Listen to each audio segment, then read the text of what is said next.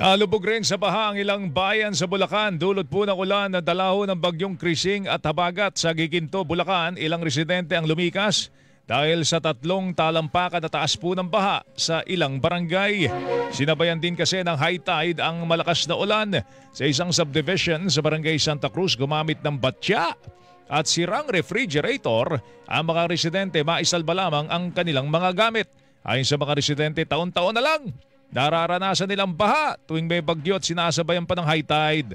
Sa Bocaue, Bulacan, abot dibdib ang baha sa barangay Binyang First na malapit po sa ilog. Mas malaki pa po dito pagka talagang bagyo na po. Dito po sa amin, naabot po ng isang buwan ng high tide.